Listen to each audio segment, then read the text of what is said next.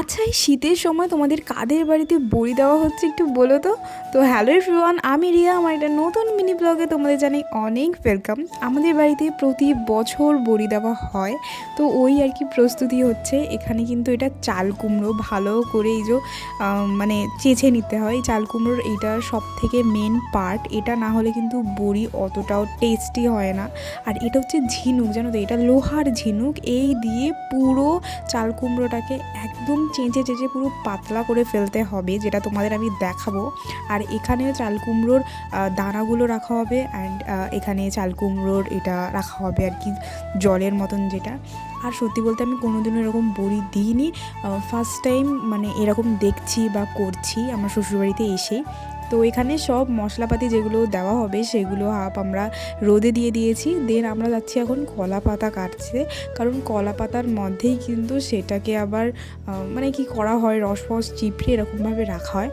তো আমি সেরকমভাবেও বলতে পারবো না, বাট তোমরা ভিডিওটা দেখলে কিন্তু সব কিছু ক্লিয়ার হয়ে যাবে। আর আমি ফার্স্ট টাইম যাচ্ছি কলা পাতা কাটতে, আর কলা পাতা আমি কাটতেও পারি না, মাথার ওপর ধারাম করে এসে পড়েছে।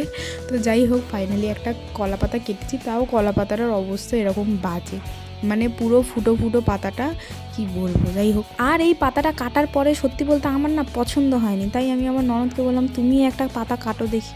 তো যাই হোক, ও কাটলো। আর কলা পাতাটা এখানেই কাজে লাগবে। এই যে একটা ভালো কাপড়ের মধ্যে যে চাল কুমড়োটা আমরা চেঁচেছিলাম, সেটা কিন্তু ভালো করে রসটাকে চিপড়ে নিতে হবে, একটা ভালো কাপড়ে করতে হবে, কারণ এটা খাওয়ার জিনিস হচ্ছে। দেন এটা ভালো করে রোদের মধ্যে শুকাতে হবে। আগের দিনকে রোদে শুকিয়ে তার পরের দিনকে ডাল, তারপরে মশলাপাতি যা হয় সব কিছু ব্যাটারের মতন গুলিয়ে এখানে বড়ি দেওয়া কিন্তু স্টার্ট হয়ে গেছে। আর এই শীতের সময় রোদে খালি মাঠে একদম দেওয়ার মজাটাই আলাদা। আর বলে না, কষ্ট না করলে কিন্তু তুমি ভালো ফল পাবে না।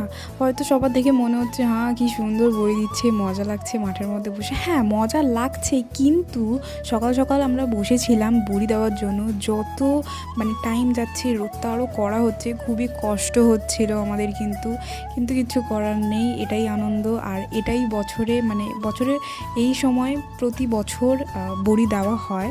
আর এই বড়িটা কিন্তু শুধু ঘরে একা খাওয়া হবে না, আত্মীয় স্বজন অনেক বাড়িতে যাবে। আর এই দিদা হচ্ছে এক্সপার্ট, এই দিদাও চলে এসছে বড়ি দেওয়ার জন্য। আর সবাই মিলে, আমাদের বাড়িতে সবাই মিলে বড়ি দেওয়া হচ্ছে, অনেক বড়ি হয়েছে। আর এই সময় কিন্তু আমাদের বাড়িতে একাই নাই, এই গ্রামের সব বাড়িতেই বলতে গেলে এরকম বড়ি দেওয়া হয়। খুব সুন্দর লাগে, সবাই মিলে আর কি বড়ি দেয়। আর বড়ি দেওয়ার পর, বড়ি শুকনো হওয়ার পর কেমন দেখতে লাগে, কি হয়েছে সবটুকুই দেখাবো। আর ভিডিওটা ভালো লাগলে সাবস্ক্রাইব করে দিও। তো দেখা হচ্ছে নতুন একটা ভিডিওতে।